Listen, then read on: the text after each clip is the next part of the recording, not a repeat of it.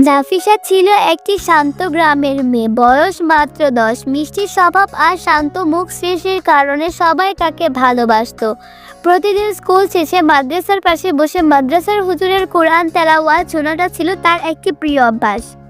একদিন সে মাকে জিজ্ঞাসা করলো, মা, কোরআনে কি সবকিছুর উত্তর আছে?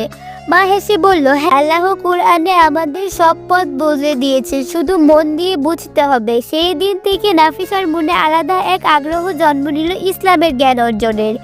স্কুলে একদিন শিক্ষক প্রশ্ন করলেন, কিভাবে জানবে কোনটা ভালো আর কোনটা খারাপ? সবাই কিছু না কিছু বলল, কিন্তু নাফিসা বলল, আল্লাহ আর রাসূল সাল্লাল্লাহু আলাইহি ওয়াসাল্লাম যা ভালো বলেছেন সেটাই ভালো, আর যা নিষেধ করেছেন তা খারাপ। শিক্ষক মুগ্ধ হয়ে বললেন, তোমার উত্তর একেবারে সঠিক। সত্য জ্ঞান কোরআন ও হাদিস থেকে আসে।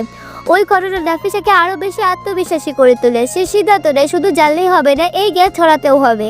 নাফিসা প্রতিদিন নামাজ পড়তো, কোরআনের বাংলা অর্থ পড়তো আর হাদিস মুখস্থ করতো।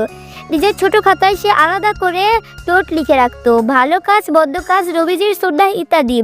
একদিন গ্রামের এক ছোট ভাই তাকে বলল, আপু, তুমি কি আমাকে সূরা ফাতিহা শিখিয়ে দেবে? নাফিসা হেসে বলল, অবশ্যই শিখাবো, চলো আজ থেকে শুরু করি।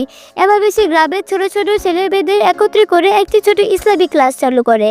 এক বিকালে মা তাকে জিজ্ঞাসা করলেন, তুমি তো এখনো ছোট, এত কিছু শেখাও কেন?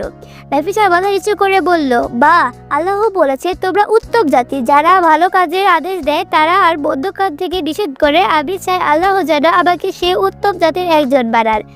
মায়ের চোখে জল এসে যায়। তিনি বুঝতে পারলেন তার মেয়ে শুধু নাফিসা নয়, আলোর একটি প্রদীপ। নাফিসা এখন শুধু নিজের জন্যই নয়, অন্যদের জন্য পথ শেখায়। সে জানে একজন মানুষ যখন আল্লাহর জন্য কাজ করে তখন ছোট কাজও বড় হয়ে যায়। ইলম অর্জন করা ফরজ, আর তা ছড়িয়ে দেয় নেকির সঞ্চয়। এই গল্পটি যদি আপনাদের কাছে ভালো লেগে থাকে তাহলে একটা লাইক, কমেন্ট এবং সাবস্ক্রাইব করে দিয়েন।